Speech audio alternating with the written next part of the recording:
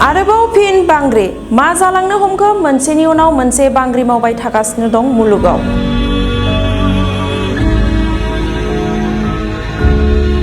स्पेननि Grenada गोजाराव आरोबाव बांग्रि मावदों आरो सासे गथ'जों लोगोसे गासै 3 भुगिनांदों।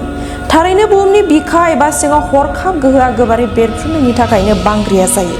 बेबादि जानाया जायोब्ला बुहुमनि गेदेर गेदेर बाहागोफोर जायखौ टेक्टनिक प्लेट्स होनना बुंनाय जायो बेफोर सेराव नांथाबना थायो। बेबादि नांथाबना थानायनि थाखाय समजों लोगोसे नारथाया बारा जालाङो जाहाथे अन्थाइफोरा बायस्राया। बियो गोहोनि दै दैदेनलाङो जाय हाखौ मावग्लुंहोयो। बेबादिनो स्पेननि ग्रेनाडा गोजाराव बांग्रि मावनायाव 3 सुबुङा जखम जादों।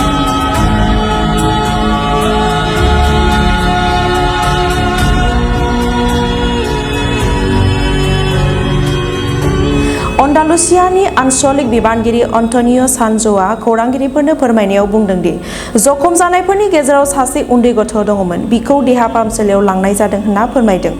मंगलबारनि दिनै फुङाव स्पेननि खोला ग्रेनाडा जिल्लायाव आरोबाव बांग्रि मावनायनि जाहोनाव बे ओनसोलनि माखासे न'-बांफोरा खहा जादों।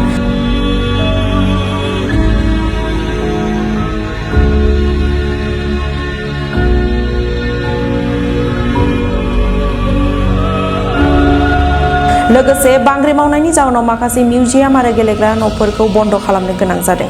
बे बांग्रिया 4.7 बिबांनि बांग्रिमोन। बियो फुंनि 10:37 बाजियाव जादोंमोन। माब्लानि समाव बेफोरबादि गिख्रंथाव मिथिंगायारि खैफोदा फैयो रावबो मिथिस'आ। बेनिखायनो ओनसोलारिफ्रा सांग्रां थानाया गोनांथार।